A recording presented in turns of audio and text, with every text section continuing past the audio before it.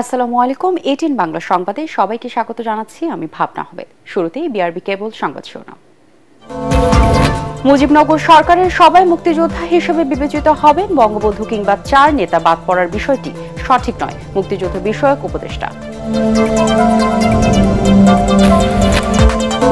প্রস্তাবিত বাজেটে শিক্ষা, স্বাস্থ্য ও কৃষিতে বরাদ্দ কমানো উদ্বেগজনক। আমির খসরু, বিএনপি ক্ষমতায় আসলে শিক্ষার সব ধরনের কর মওকুফ করা হবে।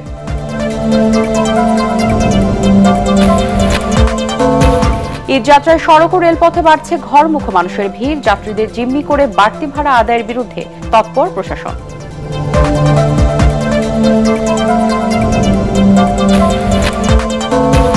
পবিত্র হজের আনুষ্ঠানিকতা শুরু। তাবুর শহর মিনায় জমায়েত 18 লাখ মুসল্লি। সুষ্ঠুভাবে মিনায় পৌঁছেছেন বাংলাদেশি হজযাত্রীরা, জানালেন ধর্ম উপদেষ্টা। শুনছিলেন বিআরবি কেবল সংবাদ শিরোনাম, এবারে বিস্তারিত। বঙ্গবন্ধু ও জাতীয় 4 নেতার মুক্তিযোদ্ধার খেতাব বাতিল করা হয়নি, এটা নিয়ে ভুল তথ্য ছড়ানো হয়েছে। মুজিবনগর সরকারে যারা ছিলেন তারা সবাই মুক্তিযোদ্ধা বলে জানালেন মুক্তিযুদ্ধ বিষয়ক উপদেষ্টা। তবে ওই সরকারের কর্মকর্তা কর্মচারী এবং সরাসরি যারা যুদ্ধে অংশগ্রহণ করেনি তারা সহযোগী মুক্তিযোদ্ধা হবেন। মুক্তিযোদ্ধাদের দাবির প্রেক্ষিতেই এই অধ্যাদেশ জারি করা হয়েছে বলে জানান তিনি। রিপোর্টে জানাচ্ছেন মাহবুব কবির চপল। মুক্তিযোদ্ধার সংজ্ঞা পরিবর্তন করে অধ্যাদেশ জারির পর বঙ্গবন্ধু ও জাতীয় 4 নেতার খেতাব বাতিল হয়েছে এমন নিউজ ছড়িয়ে পড়ে। এতে দেশজুড়ে সমালোচনার ঝড় ওঠে। সচিবালয়ে সাংবাদিকদের প্রশ্নের মুখে পড়েন মুক্তিযুদ্ধ বিষয়ক উপদেষ্টা। তবে তিনি জানান, বঙ্গবন্ধু সহ জাতীয় 4 নেতার মুক্তিযোদ্ধার খেতাব বাতিলের সংবাদ সঠিক নয়। অধ্যাদেশে বলা আছে, মুজিবনগর সরকারে যারা ছিলেন তারা সবাই মুক্তিযোদ্ধা। ওই সরকারে বঙ্গবন্ধু ছিলেন রাষ্ট্রপতি। জাতীয় 4 নেতা ও খন্দকার মুস্তাক ছিলেন বিভিন্ন মন্ত্রণালয়ের দায়িত্বে। তারা সবাই মুক্তিযোদ্ধা। তো যারা ওইখানে মুজিবনগর সরকারের সাথে সম্পৃক্ত থেকে বিভিন্ন কাজে যারা যুক্ত ছিলেন তারা সহযোগী মুক্তিযোদ্ধা হবেন। এই সরকারে যারা যুক্ত ছিলেন তারা সবাই মুক্তিযোদ্ধা। 2018 সালের আগ পর্যন্ত সরাসরি যারা যুদ্ধে অংশগ্রহণ করেছেন কেবল তারাই মুক্তিযোদ্ধা হিসেবে স্বীকৃত ছিলেন। ওই বছর আইন সংশোধন করে মুজিবনগর সরকারের কর্মকর্তা কর্মচারী 1970 সালের নির্বাচনে জাতীয় ও প্রাদেশিক পরিষদের সদস্য, খেলোয়াড়, শিল্পী, কলাকুশলী সহ বিভিন্ন ক্যাটাগরিতে মুক্তিযোদ্ধার স্বীকৃতি দেওয়া হয়। অন্তর্বর্তী সরকার তাদের সেই খেতাব বাতিল করে সহযোগী মুক্তিযোদ্ধার স্বীকৃতি দিয়েছে। তবে তারা সমান রাষ্ট্রীয় সুবিধা পাবেন। কেন এটা করতে হয়েছে তার ব্যাখ্যা দেন মুক্তিযুদ্ধ বিষয়ক উপদেষ্টা। এরকম বহু লোক এখানে মুক্তিযোদ্ধা হিসেবে আসছে, এটা আমরা নমুনা হিসেবে অনেকটা পাচ্ছি, যেগুলি সঠিক নয়, এটা ঠিক নয়। ফলে এই সমস্ত মানুষেরা বাইরে সমাজে গিয়ে নিজেদেরকে বীর মুক্তিযোদ্ধা কিংবা অন্যান্য অনেক রকমের অনাচারের সাথেও যুক্ত। ভুয়া মুক্তিযোদ্ধাদের বাদ দিয়ে খুব শিগগিরই নতুন তালিকা প্রকাশ করা হবে বলেও জানান তিনি।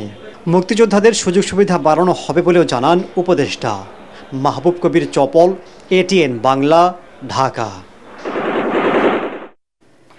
রাজনৈতিক দল এবং বিশিষ্ট জনদের সাথে আলোচনা না করে অন্তর্বর্তী সরকারের পেশ করা বাজেট একমুখী ও অংশগ্রহণহীন বলে মন্তব্য করেছেন বিএনপি স্থায়ী কমিটির সদস্য আমির খসরু মাহমুদ চৌধুরী।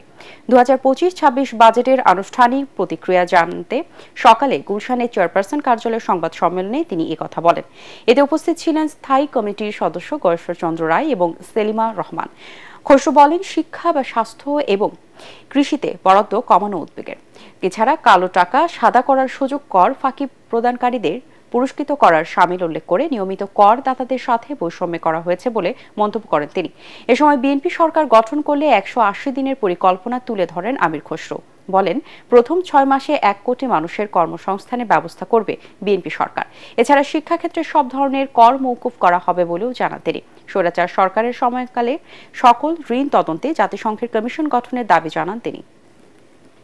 24-25 অর্থ বছরে জিডিপির প্রবৃদ্ধি ছিল 3.97%। সেটা এবারের বাজেটে ধরা হয়েছে 5.6%, যা পূর্বের সরকারের মতোই অবাস্তব ও কাগজে প্রবৃদ্ধি। শিক্ষা, স্বাস্থ্য, কৃষির মতো গুরুত্বপূর্ণ খাতে বরাদ্দ কমানো উদ্বেগজনক। বেসরকারি বিশ্ববিদ্যালয়, মেডিকেল কলেজ ও স্কুলগুলোকে পূর্ণাঙ্গ কর মওকুফের আওতায় আনা যেত। নির্বাচনের সুনির্দিষ্ট রোডম্যাপ না থাকায় ডাইরেক্ট ফরেন ইনভেস্টমেন্ট নাই বললেই চলে। বাজেটও এ ব্যাপারে নীরব। পবিত্র ঈদুল আজহা উপলক্ষে ঢাকা থেকে সড়ক ও রেলপথে বেড়েছে ঘরমুখী মানুষের ভিড়। বাড়তি চাপ না থাকায় স্বস্তিতে বাড়ি যেতে পারছেন সবাই। ট্রেন ছাড়ার আগে 25 ভাগ স্ট্যান্ডিং টিকিট সহজে সংগ্রহ করতে পারছেন যাত্রীরা। এদিকে শেষ মুহূর্তে মানুষকে জিম্মি করে বাসের বাড়তি ভাড়া যাতে কোনো পরিবহন আদায় করতে না পারে সেজন্য প্রশাসনের কঠোর ভূমিকা পালনের আহ্বান জানিয়েছেন ভুক্তভোগীরা। মনির হোসেন তপুর রিপোর্ট।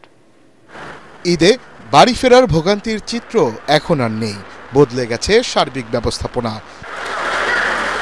কমলাপুর রেলওয়ে স্টেশনে কয়েক স্তরে চেকিং করা হচ্ছে যাত্রীদের টিকিট। ট্রেনে যাত্রীদের উপচে পড়া ভিড় না থাকায় স্বস্তিতে বাড়ি যেতে পেরে খুশি সবাই। পরিবেশ ভালোই আছে। এখন ওইদিকে স্টেশনে কেমন হবে তা তো বলতে পারতেছি না। বাড়িতে যাবো, সবার সাথে আনন্দ করবো, এগুলোই প্ল্যান। আর গরু মাংস, গরু খাওয়া, এগুলা। এবার কয়েক স্টেপে দেখছি যে নিরাপত্তা ব্যবস্থা, তো এটা ভালো লেগেছে। অনেকদিন পরে বাসা যাব, বাচ্চা কাচ্চা দেখবো, মা বাবা আছে, শ্বশুর শাশুড়ি আছে, অনুভূতিটাই অন্যরকম। অনেক কষ্টই টিকিটগুলো পাইছি। সোনার হরিং 25 তারিখে টিকিট কাটছি, আজকে যাব দিনাজপুর, ঈদে বাড়ি যাচ্ছি। ট্রেন জুড়ে এখন যাত্রীদের বাড়তি চাপ এখানে লক্ষ্য করা যাচ্ছে এবং মানুষজনের মধ্যে এখন আনন্দ উচ্ছ্বাস বিরাজ করছে এবং তারা চেষ্টা করছেন যে ঈদে বাড়ি যে তারা পরিবার পরিজনের সাথে খুব আনন্দে ঈদের আনন্দ ভাগাভাগি করবেন। বুধবার থেকে বিভিন্ন রুটে চলছে ঈদ স্পেশাল ট্রেন। যাত্রীদের বিশেষ চাহিদায় আমাদের 10টি স্পেশাল ট্রেন পরিচালনা করা হচ্ছে। ঢাকা স্টেশনে প্রতিদিন 2 ধাপে মোবাইল কোড পরিচালিত হয়, সকাল থেকে এবং বিকালে। এদিকে বাস কাউন্টারগুলোতে যাত্রীদের বাড়তি চাপ নেই। তীব্র যানজট না থাকায় পর্যাপ্ত বাস রয়েছে কাউন্টারগুলোতে। নির্বিঘ্নে পরিবারের কাছে যেতে পেরে খুশি যাত্রীরা। অনলাইনে টিকিট কেটেছি, ভাড়া যা ছিল তাই দিছি। আমরা তো বসে আছি টিকিট বিক্রি করবার জন্য, গাড়ি আছে পর্যাপ্ত, বাট যাত্রী সংকট থাকার কারণে আমরা টিকিট বিক্রি করতে পারছি না। কিছু কিছু পরিবহন অতিরিক্ত ভাড়া নিচ্ছে বলে অভিযোগ করেছেন কেউ কেউ। মনির হোসেন তপু, এটিএন বাংলা, ঢাকা। কুরবানির ঈদকে সামনে রেখে যশোরে পশু লালন পালনে ব্যস্ত সময় পার করছেন খামারিরা। তবে গোখাদ্যের দাম বাড়ায় পশু বিক্রি করে তেমন একটা লাভ হবে না বলে শঙ্কা তাদের। অনেকে আগ্রহ হারাচ্ছেন গরুর খামারে। ঈদের কোনোভাবেই যেন চোরাই পথে পশু দেশে ঢুকতে না পারে সেজন্য সরকারের সহযোগিতা চান খামারিরা। যশোর প্রতিনিধি তামান্না ফরজানার পাঠানো তথ্য ও ছবি নিয়ে আরো জানাচ্ছেন আদিন সজীব। যশোরের 8 উপজেলায় সম্পূর্ণ প্রাকৃতিক উপায়ে গরু পালন করছেন খামারিরা। গোখাদ্য হিসেবে ঘাস, খৈল, ভুট্টার গুঁড়া ও গমের ভুসি খাওয়াচ্ছেন তারা। গরুর শরীরে দেয়া হচ্ছে না মোটাতাজাকরণ, ট্যাবলেট বা ইনজেকশন। তবে দিন দিন গোখাদ্যের দাম বাড়ায় হতাশ তারা। এতে পশুপালনে আগ্রহ হারিয়ে ফেলছেন কেউ কেউ। খাদ্য শস্যের দাম যেমন হচ্ছে ভুট্টার গুঁড়া এবং গমের ভুসি, এই ধরনের খাবারের যদি একটু দাম কমায় দেয় তাহলে হচ্ছে আমরা খামারিরা মোটামুটি ভাবে খামার চালাইতে পারবো। পশু ডাক্তাররা আসে এখানে দেখাশোনা, দেখার পরে আমাদের যে অনুযায়ী বলে সে অনুযায়ী আমরা মনে করেন যে গরুর খাবার দিই। গরুর খুব ন্যাচারাল খাবার, ঘাস, শুকনা বিচলি আর দানাদার খাবার। আমাদের গরুকে কোনো ট্যাবলেট জাতীয় কোনো কিছু খাওয়ানো হয় না বা কোনো ওষুধ এইগুলো খাওয়ানো হয় না। জেলা প্রাণী সম্পদ কর্মকর্তা বলছেন, খামারিদের ঘাস চাষের প্রতি বেশি গুরুত্ব দিচ্ছেন তারা। দেশে চোরাই পথে কোনো পশু যেন না আসে সে বিষয়ে সরকারের নজরদারি আছে বলেও জানান তিনি। যশোর একটা সীমান্তবর্তী এলাকা, এখানে বেনাপোল যে পোর্ট আছে, আমরা ইতিমধ্যেই সেখানেও কিন্তু বিজিবির যে প্রতিনিধি ছিল সে কিন্তু নিশ্চিত করেছে যে এখানে কোনো ধরনের পশু আসতেছে না। জেলায় এবার মোট পশুর চাহিদা 95,812টি। উৎপাদন হয়েছে 1,14,674টি। বাড়তি থাকতে পারে 18,762টি। জেলার চাহিদা মিটিয়ে এখানকার পশু সরবরাহ করা হচ্ছে ঢাকাসহ বিভিন্ন জেলায়। Bureau report, ATN Bangla. ঈদুল আজহার আগে সরকারি কর্মকর্তা কর্মচারীদের শেষ কর্মদিবস আজ। আগামীকাল থেকে শুরু হচ্ছে টানা ছুটি। 14 জুন পর্যন্ত টানা 10 দিন ছুটি কাটাবেন সরকারি চাকরিজীবীরা।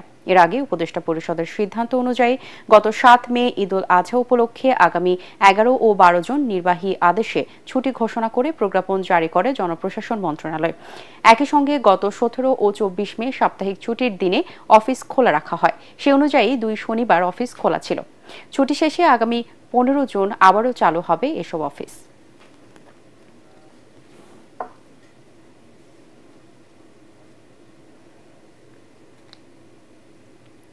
জয়পুরহাটে চিরি নদীর উপর নির্মিত সেতু নিম্নমানের কাজের অভিযোগ উঠেছে ঠিকাদারের বিরুদ্ধে।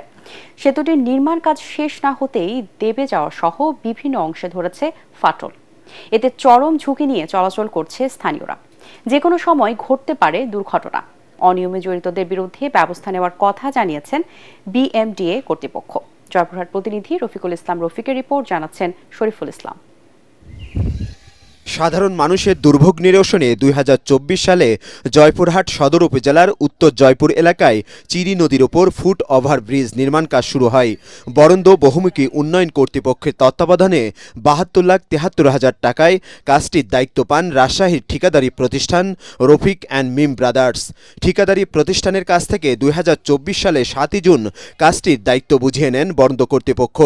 নির্মাণের সময় নিম্নমানের কাজের অভিযোগ তোলেন স্থানীয়রা, কিন্তু কোনো কিছুর তোয়াক্কা না করেই কাজ শেষ করে ঠিকাদারি প্রতিষ্ঠান। বর্তমানে বৃষ্টি দেবে যাওয়া সহ বিভিন্ন স্থানে দেখা দিয়েছে ফাটল। ঝুঁকি নিয়েই চলছে নদীর দুপারের মানুষ। সাইডে রেলিং গুলান ফাটল দেখা দিয়েছে, অর্থাৎ পুরো ব্রিজটাই মানে ঝুঁকির উপরে আছে। মানে সবাই বলেছে, কিন্তু ওরা কাজ করেনি। ওই ঠিকাদার আমাদেরকে মানে মেজাজ দেখাচ্ছে, আপনারা বেশি বুঝেন। এখন ইপারের লোক যাতে ভয় করে, ও পারের লোক আসতে এখন বর্তমান ভয় করে। ওই বরঞ্জ আর ওই ঠিকাদার মিলে খাবে, আর এই অর সিমেন্ট দিবে না ব্রিজে। বরেন্দ্র কর্তৃপক্ষ এবং ঠিকাদারে আমরা কঠোরভাবে আর বিচার চাই এবং শাস্তির দাবি চাই। বালুমাটিতে বৃষ্টি করা উচিত হয়নি জানিয়ে ঠিকাদার বলছেন এই কাজের অভিজ্ঞতা তাদের নেই। ওখানে বালু মাটিতে ওখানে ব্রিজটা করা উচিত হয়নি, এই অভিজ্ঞতা আমাদেরও ছিল না, অফিসের মনে এই অভিজ্ঞতা ছিল না। ইতিমধ্যে ঠিকাদারকে 57,73,000 টাকা বিল দেওয়া হয়েছে, আর কাজে ত্রুটি হওয়ায় অবশিষ্ট বিল আটকে দেওয়া হয়েছে বলে জানালেন বিএমডিএর সহকারী প্রকৌশলী। যতদিন পর্যন্ত এটা নির্মাণ ত্রুটি এটা সমাধান না করবে ততদিন পর্যন্ত এটা স্থগিত করা থাকবে। অনিয়মে জড়িতদের বিরুদ্ধে ব্যবস্থা নেওয়ার আশ্বাস দিয়েছেন বিএমডিএর নির্বাহী প্রকৌশলী।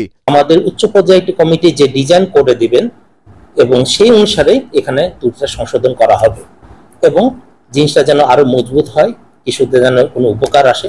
যদি কারো কোনো গাফিলতি থাকে তার বিরুদ্ধে যথাযথ প্রমাণ সাপেক্ষে আইনগত ব্যবস্থা নেওয়া হবে। জনগণের টাকায় নির্মিত বৃষ্টিতে অল্পদিনেই ফাটল ধরায় ক্ষুব্ধ স্থানীয়রা। দ্রুত সেতুটির পুনর্নির্মাণ চান তারা। Bureau report, ATN Bangla. রাজধানীতে জমতে শুরু করেছে কুরবানির পশুর হাট। নগরীর হাটগুলোতে দেশের বিভিন্ন প্রান্ত থেকে এসেছে পশু, তবে ছুটি শুরু না হয় এখনো ব্যাপক আকারে শুরু হয়নি বেচাকেনা। আর যারা আসছেন তারা কেবল যাচাই করছেন বাজার। তবে বাজারে বড় গরুর চেয়ে ছোট ও মাঝারি গরুর চাহিদা বেশি। কেউ কেউ দেশে শুনে কিনে নিচ্ছেন পছন্দের প্রাণীটি। ঈদের ছুটি শুরু হলে পুরো দমে কেনাবেচা হবে বলে আশা করছেন হাট সংশ্লিষ্টরা। প্রাণী সম্পদ মন্ত্রণালয়ের হিসেবে এই ঈদ উল আজহায় গড়ে 1,50,50,000 প্রাণী কোরবানি হতে পারে। এবার প্রায় 21 লাখ কোরবানিযোগ্য প্রাণী উদ্বৃত্ত থাকবে বলেও আশা করা হচ্ছে। এবছর স্থায়ী ও অস্থায়ী মিলে ঢাকার 2 সিটি কর্পোরেশন এলাকায় কোরবানির পশুর 19টি হাট বসেছে। এর মধ্যে উত্তরে 12টি এবং দক্ষিণে বসেছে 7টি পশুর হাট।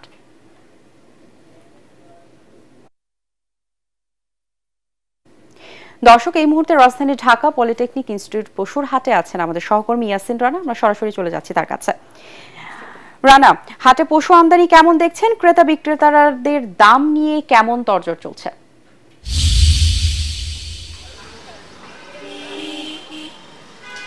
ভাবনা, আপনাকে ধন্যবাদ। আপনি জানেন যে আগামী শনিবার পবিত্র ঈদ উল আজহা অনুষ্ঠিত হবে। সেই হিসেবে যারা বিক্রেতা এবং ক্রেতা তাদের সাথে আমরা কথা বলেছি। তাদের হিসেব মতো ঈদের 3 দিন এবং 2 দিন আগে মূলত বিক্রি হয়। সেই হিসাবে বুধবার এবং বৃহস্পতিবার মূল বিক্রি হবে এবং ক্রেতারা স্বাভাবিকভাবেই শুক্রবার ঈদের একদিন আগে কোরবানির পশু কেনার ক্ষেত্রে যে ধরনের রিস্ক থাকে, অনেক সময় পশু থাকে না, দাম বেশি থাকে, সেই রিস্ক নিতে চান না, সেজন্য বুধবার এবং বৃহস্পতিবার মূলত মূল বেচা বিক্রি এখানে হবে। আমি আছি ঢাকা পলিটেকনিক ইনস্টিটিউট খেলার মাঠের হাটের এখানে, এবং এই হাটটি মাঠ ছাড়িয়ে আশেপাশের রাস্তাগুলোতেও কোরবানির পশু এখানে এখানে ব্যাপারীরা নিয়ে এসেছেন। আপনি দেখতে পাচ্ছেন আমার পিছনে এই রাস্তাটিতে পুরোটাই হলো গরু এখানে রাখা হয়েছে। আমি এখানে কয়েকজন বিক্রেতা এবং ক্রেতার সাথে কথা বলেছি, তারা আমাদেরকে যে বিষয়টা জানিয়েছেন যে মূলত সন্ধ্যার পর থেকে আজকে বিক্রিটা শুরু হবে। হাটে যে পরিমাণ গরু রয়েছে, কোরবানির পশু রয়েছে, সেই পশু এখন পর্যন্ত পর্যাপ্ত রয়েছে, তবে বেচা বিক্রি শুরু হলে এই পশুটা আবার নিয়ে আসতে হবে, এবং যেহেতু কালকেও বিক্রি হবে সেজন্য আজকে রাতেও অনেক কোরবানির পশু হাটগুলোতে ঢুকবে। এখন পর্যন্ত বেচা বিক্রি তেমন শুরু না হলেও ক্রেতাদের মাঝে কম বেশি এক ধরনের মিশ্র প্রতিক্রিয়া রয়েছে হাটের। এই ছিল হাটের সর্বশেষ অবস্থা। ভাবনা। জি রানা, আপনাকে ধন্যবাদ। প্রতি বছর হজ শুরু হয় আরবি ক্যালেন্ডারের শেষ মাস জিলহজের ৮ তারিখ এবং চলে ১৩ তারিখ পর্যন্ত। সেই অনুযায়ী সৌদি আরবে আজ বুধবার থেকে শুরু হচ্ছে পবিত্র হজের আনুষ্ঠানিকতা। তাবুর শহর মিনায় এরই মধ্যে জমায়েত হয়েছেন ১৮ লাখ মুসল্লি। সেখানে অবস্থানের মধ্যে দিয়েই তারা শুরু করবেন হজের আনুষ্ঠানিকতা। সৌদি আরব থেকে সাজদুল ইসলামের পাঠানো রিপোর্ট জানাচ্ছেন জাহিদুল আলম। পর্বত বেষ্টিত তাবুর শহর মিনা। প্রতি বছর এখান থেকেই শুরু হয় মুসলিমদের পরম আরাধনার পবিত্র হজের আনুষ্ঠানিকতা। আর তাই মঙ্গলবার এশার নামাজের পর থেকেই হজ প্রত্যাশীদের বিশাল জনস্রোত এই উপত্যকার দিকে। পবিত্র মসজিদুল হারাম থেকে হজের নিয়ত করে প্রায় ৯ কিলোমিটার দূরে মিনার উদ্দেশ্যে যাত্রা করছেন বাস মিনি বাসে। লাব্বাইক আল্লাহুম্মা লাব্বাইক ধ্বনিতে মুখরিত মিনা ময়দান। এখানকার সার্বিক পরিস্থিতি সবকিছু মিলে খুব ভালো, সবকিছু সুষ্ঠুভাবে পরিচালিত হচ্ছে। থাকা খাওয়া সবকিছু আলহামদুলিল্লাহ। সবাই আমাদের জন্য দোয়া করবেন, আল্লাহ যেন আমাদের হজটা কবুল করেন এবং সহজ করে দেন। মিনাত গিয়া কেন কি আমরা গিয়া দোয়া করমু সকলের লাগিয়া। আমাদের যে হজ ব্যবস্থাপনা এটা খুব সুন্দর এবং সুষ্ঠুভাবে সমাধান প্রায় হয়ে গেছে এবং হচ্ছে। সব সমস্যা সমাধান করে আজকে এই পর্যন্ত আমরা আসছি। অতীতে যত বছরগুলো হজ হয়েছে প্রত্যেক বছরগুলোতে ওয়ান্ডারফুল হজ হয়েছে। বাংলাদেশি হজ যাত্রীদের মিনা যাত্রার সার্বিক তত্ত্বাবধান করছেন ধর্ম উপদেষ্টা। তিনি জানান, কোনো ধরনের দুর্ঘটনা ছাড়াই সুষ্ঠুভাবে মিনায় পৌঁছেছেন বাংলাদেশি হজ যাত্রীরা। সরকারি বেসরকারি মিলে ৮৭,১০০ হাজি যাতে সুন্দরভাবে স্বচ্ছন্দে নিরাপদে হজব্রত পালন করতে পারে, এই জন্য আমাদের হজ মনিটরিং টিম, হজ প্রশাসনিক team, medical team, IT team একযোগে কাজ করে যাচ্ছে। এদিকে হজ পালন নির্বিঘ্ন করতে নিরাপত্তা চাদরে ঢেকে ফেলা হয়েছে সংশ্লিষ্ট এলাকাগুলো। নাশকতা ঠেকাতে সাধারণ নিরাপত্তা কর্মীদের পাশাপাশি রাখা হয়েছে সৌদি ন্যাশনাল গার্ড। এছাড়া জরুরি অবস্থায় হজযাত্রীদের বিনামূল্যে পরিবহনের জন্য রয়েছে 11টি বিমান, 900টি অ্যাম্বুলেন্স এবং 71টি medical point. Zahidul Alam, ATN Bangla. এবার আল-আরফা ইসলামী ব্যাংক অর্থ সংবাদ।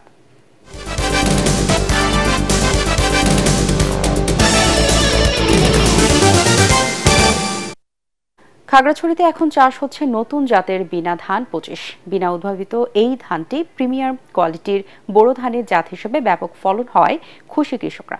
বিদেশে রপ্তানিযোগ্য এই ধানের চাল সরু এবং উৎপাদন হয় প্রায় দ্বিগুণ। তাই কৃষকদের বিনা ধান 25 চাষাবাদের পরামর্শ দিয়েছেন বিনার বিজ্ঞানীরা। খাগড়াছড়ি প্রতিনিধি আবু দাউদের রিপোর্ট জানাচ্ছে মনির হোসেন তপু। খাগড়াছড়ির বিভিন্ন পরীক্ষণ মাঠে বিনা ধান 12 ও ব্রি ধান 28-এর সাথে এবার প্রিমিয়াম কোয়ালিটি বোরো ধানের জাত বিনা ধান 25-এর চাষ করে বাংলাদেশ পরমাণু কৃষি গবেষণা ইনস্টিটিউট বিনা। এর ফলন অন্যান্য জাতের চেয়ে প্রায় দ্বিগুণ। তাই এই জাতটি 2022 সালে জাতীয় বীজ বোর্ড অবমুক্ত ঘোষণা করে বিনা। এরপর থেকে এই ধান চাষ কৃষকদের মাঝে বেশ সাড়া ফেলেছে। কম সময়ে ফলন পাওয়ায় লাভবান কৃষক। বিনা 25 ধান চাষ করছে, বিনা অফিসে যেয়ে যোগাযোগ করে আমি বীজ ধানের সংগ্রহ করছি। প্রতি বিঘাতে 25 মণ থেকে 30 মণ পাওয়ার আশা আছে। বিনা ধান ভালো লাগছে, সুন্দর লাগছে, আবার আগামীতে করব। বিনার বিজ্ঞানীরা জানান পরীক্ষণ মাঠের হিসেব অনুযায়ী 1 হেক্টর জমিতে বিনা ধান 12 হয়েছে 4.5 টন, ব্রি ধান 28 হয়েছে 5.5 টন। অন্যদিকে বিনা ধান 25 প্রতি হেক্টর জমিতে উৎপাদিত হয়েছে 7.67 মেট্রিক টন। পার্বত্য চট্টগ্রামের আবহাওয়া ও মাটিতে এই জাতের উৎপাদন খুবই সন্তোষজনক বলে জানালেন বিজ্ঞানীরা। আশা করি এই জাতটা স্বল্প মেয়াদী অর্থাৎ মোটামুটি 145 দিনের মধ্যে কর্তন করা যাচ্ছে এবং প্রিমিয়াম কোয়ালিটি হওয়ায় ভবিষ্যতে আরও কৃষকরা এর ব্যাপারে উদ্যোগী হবে। চিকন ও সরু চাল যেটা এক্সপোর্ট কোয়ালিটি সম্পন্ন, এই ধানটা আমরা কৃষককে মাঝে উৎসাহ উদ্দীপনা জাগানোর জন্য আমরা বিভিন্ন পরীক্ষণ চালিয়ে যাচ্ছি। ধানটি কৃষকদের মাঝে ছড়িয়ে দিতে বিভিন্ন এলাকায় মাঠ দিবস পালন করেছে বাংলাদেশ পরমাণু কৃষি গবেষণা institute BINA. Bureau report, ATN Bangla. এবারে আন্তর্জাতিক সংবাদ।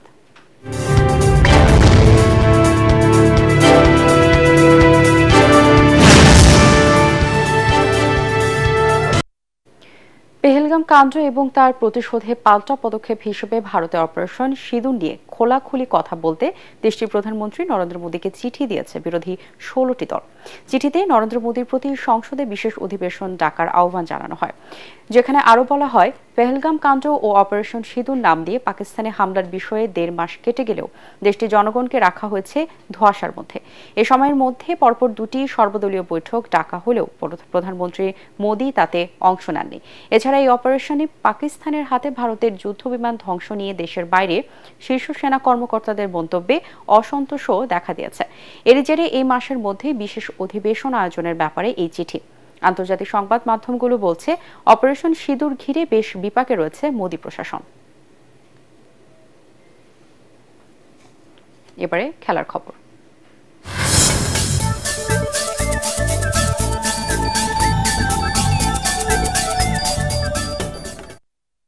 পাঞ্জাব কিংসকে 6 রানে হারিয়ে আইপিএল এর শিরোপা জিতেছে রয়্যাল চ্যালেঞ্জার্স বেঙ্গালুরু। প্রথমবারের মতো এই ট্রফি জয়ের আনন্দে মাতে আরসিবি।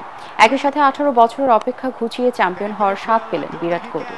আহমেদাবাদে আগে ব্যাট করে 9 উইকেটে 190 রান তোলে বেঙ্গালুরু।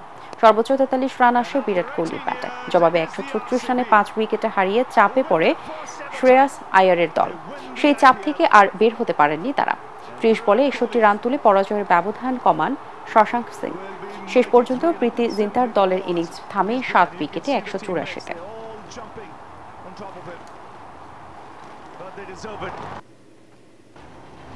RCB are champions 2025. আন্তর্জাতিক প্রীতি ফুটবল ম্যাচে সন্ধ্যায় ভুটানের মুখোমুখি হবে বাংলাদেশ। এএফসি এশিয়ান কাপ বাছাই সিঙ্গাপুরের বিপক্ষে ম্যাচকে সামনে রেখে প্রস্তুতির অংশ হিসেবে এই লড়াইয়ে নামবে জামাল হামজারা। আর এই খেলা দিয়েই দীর্ঘ 4.5 বছর পর ঢাকা জাতীয় স্টেডিয়ামে ফিরছে চিরচেনা ব্যস্ততা। ম্যাচটি শুরু প্রস্তুতি নয়, 10 জুন সিঙ্গাপুর বিপক্ষে নামার আগে আত্মবিশ্বাস বাড়িয়ে নেওয়ারও মঞ্চ। প্রিমিয়ার লিগে খেলা হামজা চৌধুরীর সাথে সেই মঞ্চ আলোকিত করতে মাতাবেন ইটালি প্রবাসী ফাহমিদুল ইসলাম। সন্ধ্যা 7টায় হবে ম্যাচটি। ওভালে বৃষ্টি বিঘ্নিত তৃতীয় ওয়ানডেতে ওয়েস্ট ইন্ডিজকে 7 উইকেটে হারিয়ে হোয়াইট ওয়াশ করেছে ইংল্যান্ড।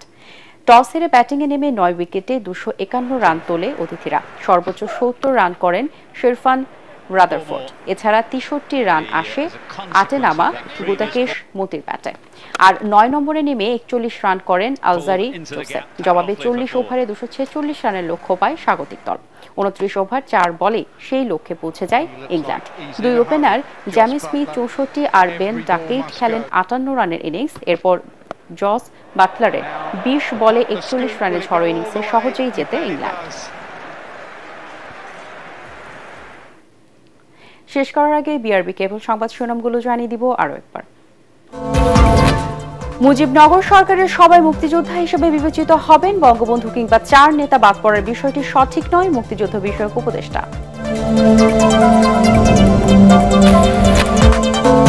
প্রস্তাবিত বাজেটে শিক্ষা, স্বাস্থ্য ও কৃষিতে বরাদ্দ কমানোর উদ্বেগজনক আমির খসরু। বিএনপি ক্ষমতায় আসলে শিক্ষায় সব ধরনের কর মওকুফ করা হবে।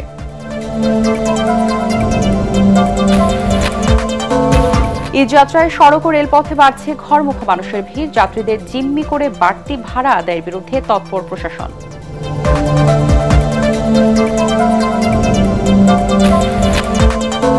পবিত্র হজের আনুষ্ঠানিকতা শুরু। তাবুর শহর মিনায় জমায়েত 18 লাখ মুসল্লি। সুষ্ঠুভাবে মিনায় পৌঁছেছেন বাংলাদেশি হজযাত্রীরা, জানালেন ধর্ম উপদেষ্টা। পরবর্তী সংবাদ দেখার আমন্ত্রণ জানিয়ে এখনকার মতো শেষ করছি। এটিএন বাংলার সংবাদ ইউটিউবে দেখতে ব্রাউজ করুন youtube/ATN বাংলা নিউজ। ধন্যবাদ সবাইকে।